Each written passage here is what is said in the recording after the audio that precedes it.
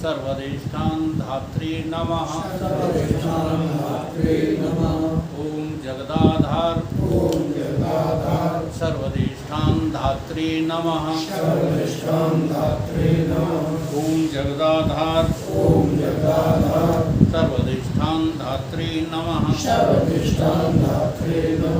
सच्चिदानंद भगवान सत्य सनातन धर्म सतगुरुदेव भगवान की जय। दीर्घ दृश्य विवेक आदिगुरु शंकराचार्य कृत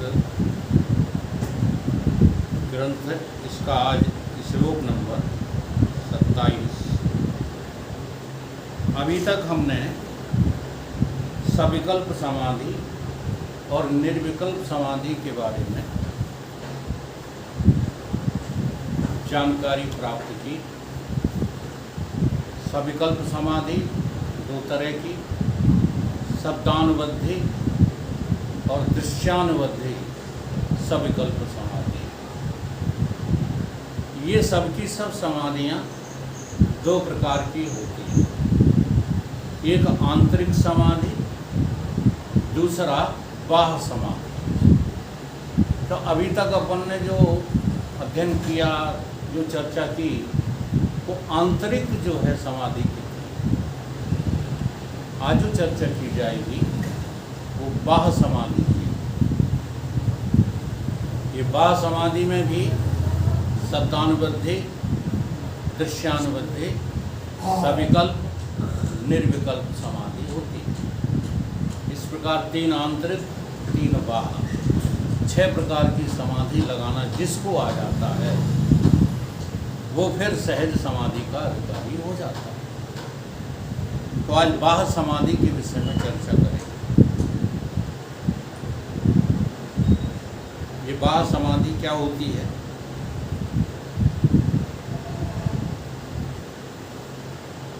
हृदय बाह्य देशे अपि यस्मिन् कस्मिंश्च वस्तुना समाराध्य सन्मात्रा नाम रूप पृथक करके अंतर समाधि की तरह बाह्य प्रदेश स्थित किसी एक वस्तु को आश्रय बनाकर बाह्य समाधि लगाई जाती है, जिसमें नाम एवं रूप को सत रूप से पृथक किया जाता है। बाहर किसी भी वस्तु पर आप अपनी नज़र करो, व्यक्ति पर, वस्तु पर,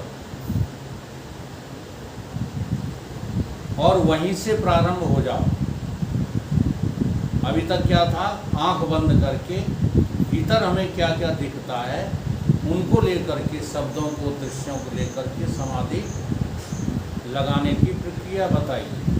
अब बाहर जो, इसमें आंख बंद करने की जरूरत नहीं पड़ेगी।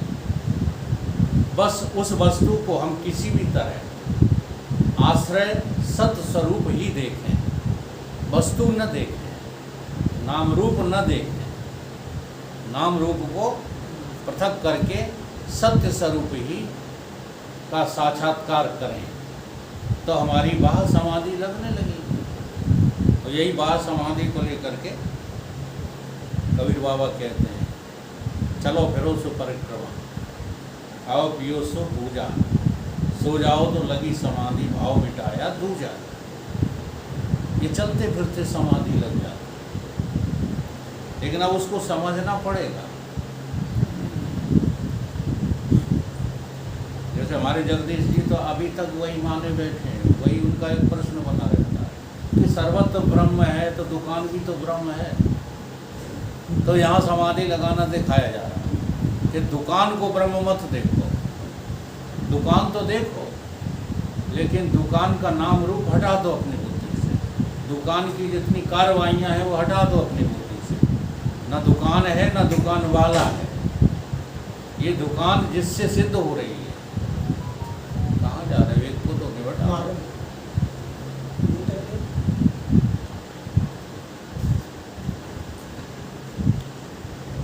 वो तुम्हारा स्वरूप ही सब आंतरिक समाधि में मन में आती जाती हुई वृत्तियां मालूम पड़ती थीं। वृत्तियों का होना और वृत्तियां जिसको मालूम पड़ रही थी उसका होना, ये दो अलग चीज़ें नज़र आती हैं। एक तो भीतर वृत्ति बनी, जिसका भी आकार लिया वृत्ति ने, ये आंतरिक समाधि की स्थिति बता रही है। और वो वृत्तियों को कोई जान भी तो रहा है। इन दोनों बातों को पृथक पृथक जानना, ये आंतरिक समाधि थी। अब क्या है, वृत्तियों से बाह्य जगत में जो मालूम पड़ता है उसमें नाम एवं रूप झूठा है। अभी एक तो था वृत्तियां जिससे मालूम पड़ती हैं, बात को समझ ना, वो आंतरिक समाधि थी। कोई है जिससे हमें वृत्तियों का बोध हो रहा है। अब यहाँ क्या है, अब यहाँ वृत्ति से बाहर का विषय पता लग रहा है। दोनों में अंतर है। बाहर समाधि में तुम्हारी वृत्ति काय का पता लगा रही है, बाहर विषय का पता लगा रही है, विषय की जानकारी कर रही है। वो अंतर में जिससे वृत्तियां बनती थी उसका पता लगा रही थी वृत्ति। दोनों में फर्क है।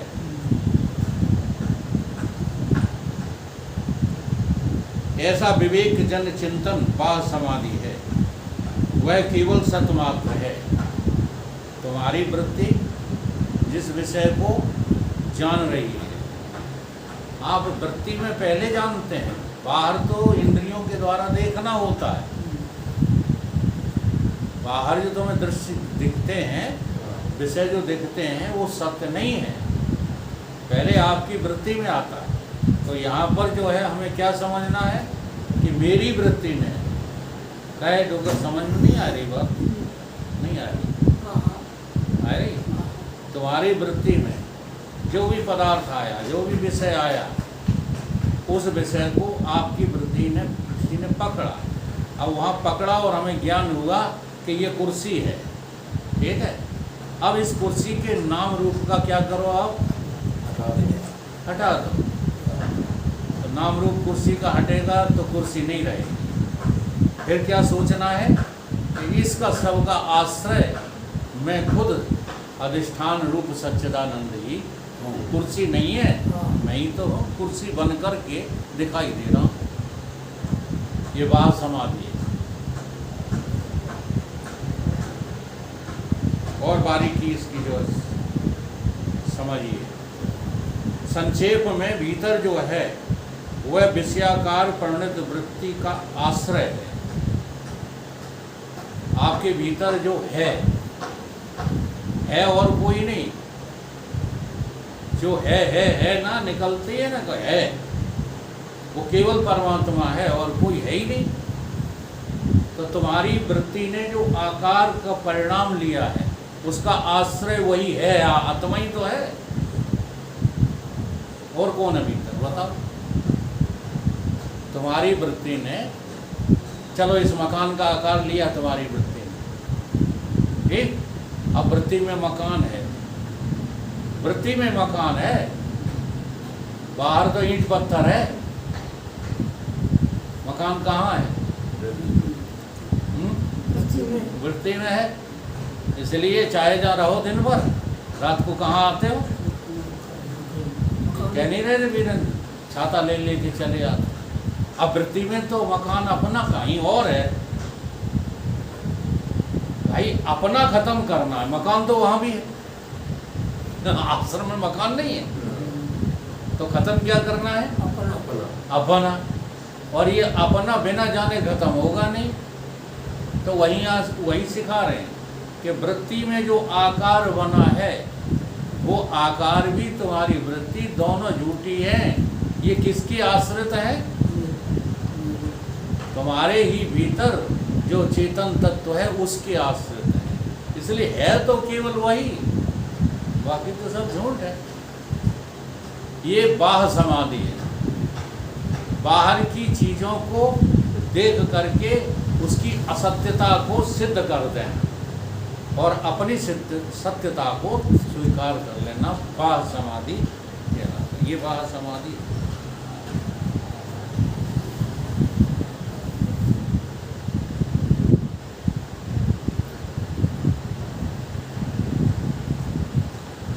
समाधि केवल अनुभूति का नाम है। अगर तुम्हारी अनुभूति बाहर से सत्यता को ग्रहण किए हुए है तो संसार सत्य है, और भीतर से तुम्हारी अनुभूति यदि जो है चेतन को सत्य स्वीकार कर ले तो संसार झूठा है। बस तुम्हारी स्वीकारोक्ति चाहिए।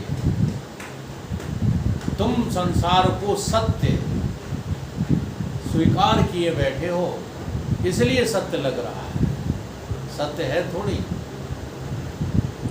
अनुभूति का नाम ही समाधि है। समाधि तो लगी है आपकी, लेकिन कहाँ लगी है? संसार में लगी है। बहुत पक्की समाधि लगी है। यही समाधि यहाँ से हटा करके कहाँ लगाना? तो इसमें अब देखो समस्या क्या है कि संसार की समाधि लगाने में तुम्हें किसी गुरु की जरूरत नहीं पड़ती, किसी शास्त्र की जरूरत नहीं पड़ती, किन्हीं वेदों की जरूरत नहीं पड़ती, वेदांत की आवश्यकता नहीं पड़ती।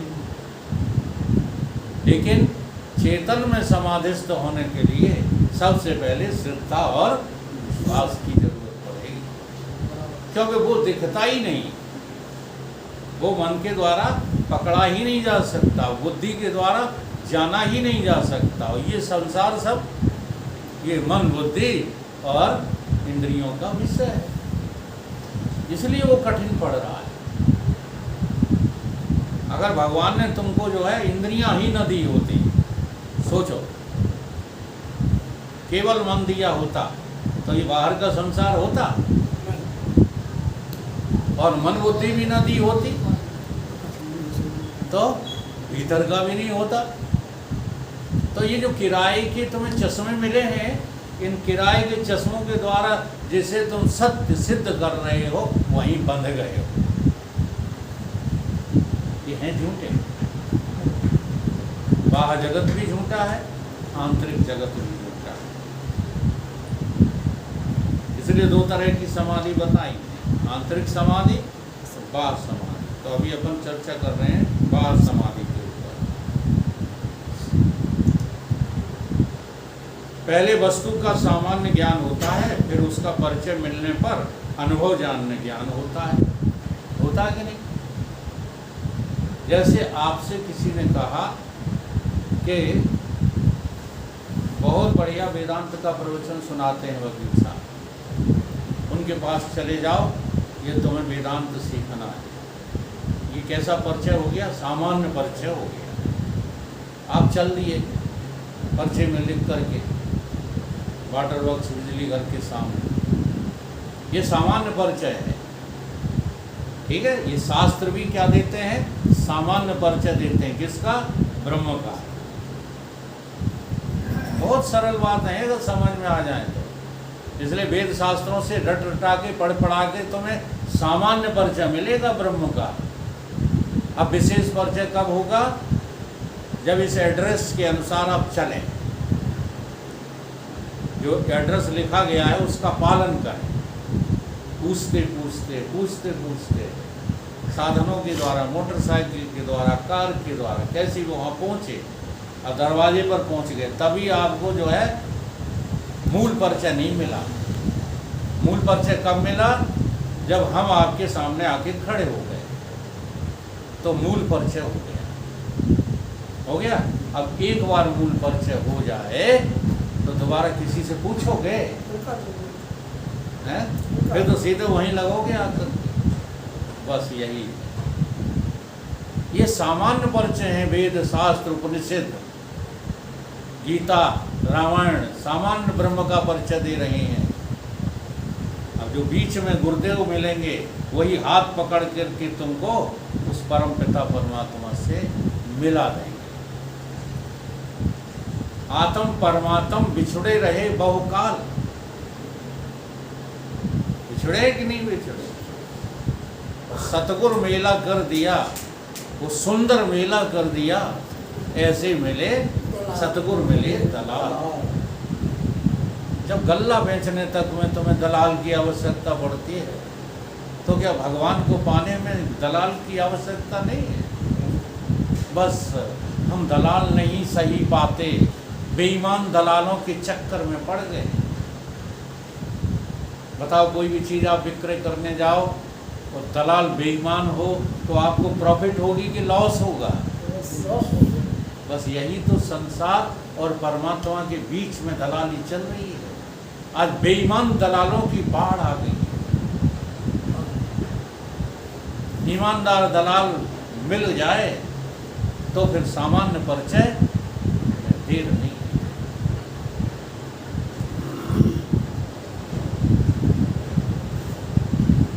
अब सामान्य परिचय हो गया।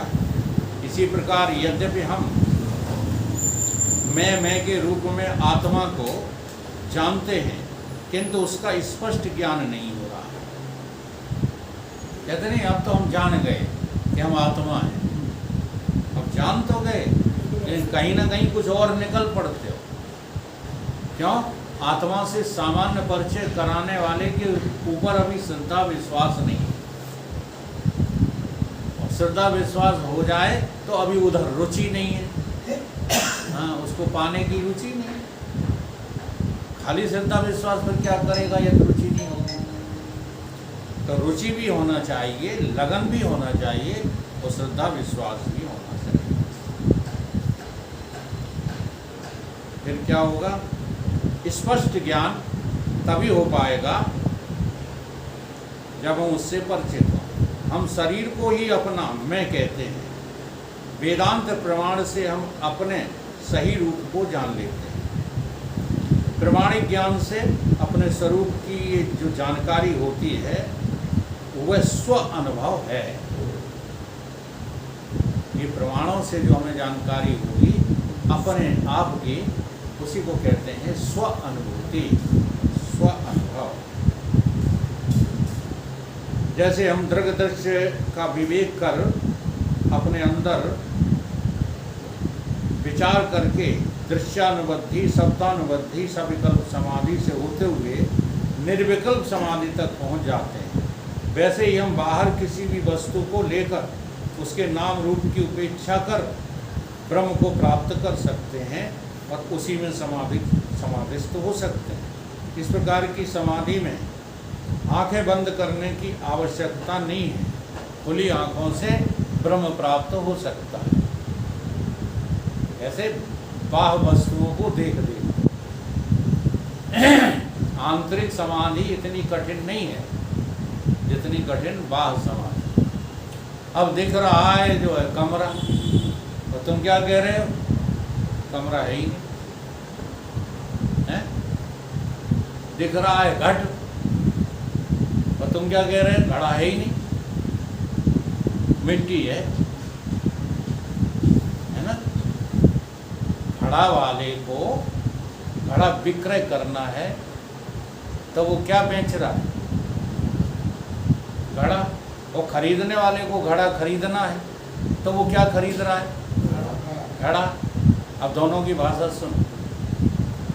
विक्रय करने वाला कहता है क्या ठोक बजा रहे हो? घड़ा बेचता हूँ, मिट्टी नहीं बेचता। देखो कितना ईमानदार बन रहा है। वो है बेईमान, मिट्टी ही बेच रहा है। देने वाला क्या कहता है? हम भी जो है मिट्टी नहीं दे रहे, नोट दे रहे हैं खरे खरे। वो दोनों ही क्या दे रहे हैं? मिट्टी। तो अब दिखा तो घड़ा, ये है बाह्य समाधि। वो देख रहे हैं क्या? मिट्टी। इतना सहूर बाहर तो आ जाता है कि नहीं? घड़ा देख करके सत्य मिट्टी को प्राप्त कर लेने का सहूर तो सबको है, लेकिन आदमी देख करके, वस्तुएं देख करके ब्रह्म को प्राप्त कर लेने का सहूर किसको? बताओ। ये तो डायरेक्ट उदाहरण घड़े का दे दिया। अब एक उदाहरण जो है ऐसा है जिसमें लय चिंतन आप करो। तो क्या उदाहरण है? कपड़े का। हाँ, ये पैंट शर्ट है जो आप पहने हुए हो, कुर्ता पजामा है, देखो कि और कुछ है? पैंट शर्ट जिसको दिखाई दे रहा है, क्या उसको कपड़ा दिखाई नहीं दे रहा? तो कपड़ा है या पैंट शर्ट है? निर्णय करो। है कपड़ा है। पैंट शर्ट कहाँ गया? यही है नाम रूप की उपेक्षा। पैंट शर्ट है ही नहीं, कुर्ता पजामा है ही नहीं। ध्यान दो, बहुत इंपॉर्टेंट बात है सन्यासी जी। ओ सन्यासी जी, नजर मिलाओ। श्रवण इंद्री, नेत्र इंद्री, हाँ सब लगे थे। घ्राण इंद्री, सब एक जगह जो है एकाग्र हो जानी चाहिए।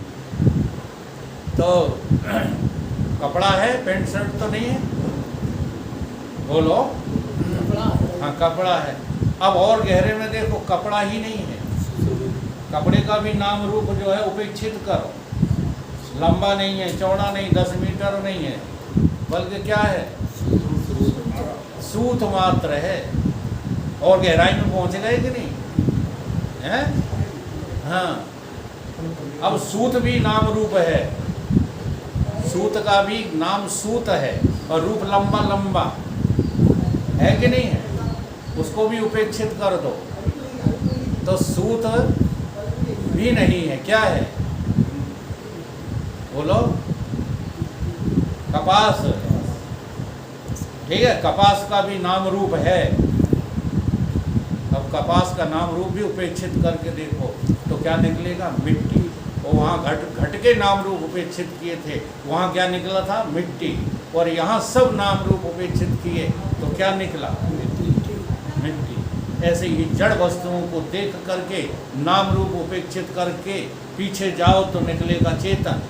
तो चेतन वस्तुओं को, आदमी को, जानवरों को देख करके स्त्री को, पुरुषों को, पत्नी को, बेटे को देखो और नाम रूप उपेक्षित करते जाओ तो कहाँ पहुँचोगे? चेतन।